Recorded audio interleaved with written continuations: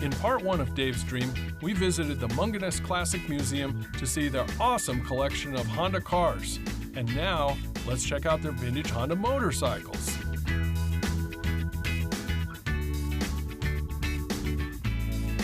I'm here with Dave Larson, who in 1965 was Dave Mungenast's first employee, and you guys opened up the first shop together. We did.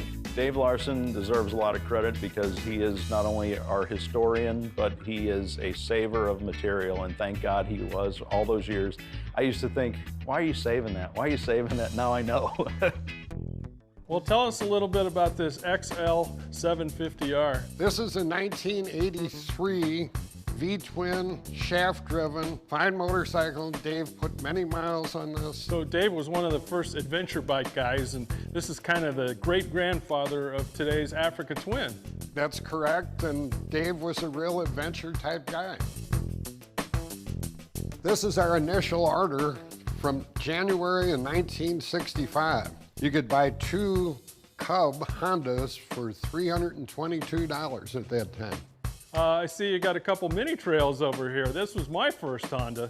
That was many, many folks' first Honda, and this was a true godsend from American Honda, especially for us Midwestern dealers, because this was the first product we had that sold in the wintertime, and more importantly, sold at Christmas time.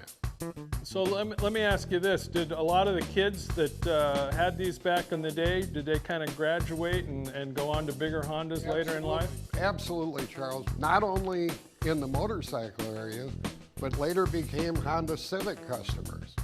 Dave, you've got the first 750 Superbike. This was voted Motorcycle of the Century. Absolutely. That revolutionized the whole large displacement motorcycle world. Beautiful, humming 4-cylinder engine, electric start, zoom at the touch of a button, very quiet, and no oil leaks. And the first production front disc brake, that was kind of a big deal. It was a big deal, and with the speed these things would attain, they needed that front brake. Wow. And over here, we've got the legendary CBX. The Honda engineer, Iri Manjiri, developed this to sound like a jet engine.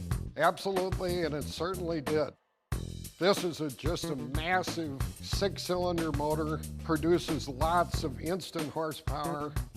Besides Honda building a great superbike, they kind of cornered the market on touring with this first Goldwing. Tell us about this bike. They did. They made this motorcycle with a wonderful flat 4-cylinder motor, quiet as could be, almost vibration-free. As a sales point, we would put a nickel on the cylinder head, rev up the engine, and it stayed just as steady as could be. Oh my gosh, where did you get that thing? That came from a swap meet in San Diego. And so that's a little retrofit motor that Mr. Honda made available for people to put on their bicycles? It is. Kind of hard to imagine that the giant corporation started with a small little product like that. They turned me loose in here and I found a great 80s collection. We got an 89 Transalp, the father of the Africa Twin. Over here, we've got the CBX, the touring version with the fairing and the bags. Over here, we've got an Interceptor. This is the F model with the big handlebars, real comfortable. And wow, an 82 CX 500T Turbo, the first Honda ever to have fuel injection and turbocharging. And oh my gosh, the ultimate superbike, a CB 1100F. This place has got everything. Hey, it's an early 4-stroke XL 250 Motosport. Dave rode one of these, right? He sure did. He rode the Baja 1000 as well as the ISDT on a 72 prototype. Amazing.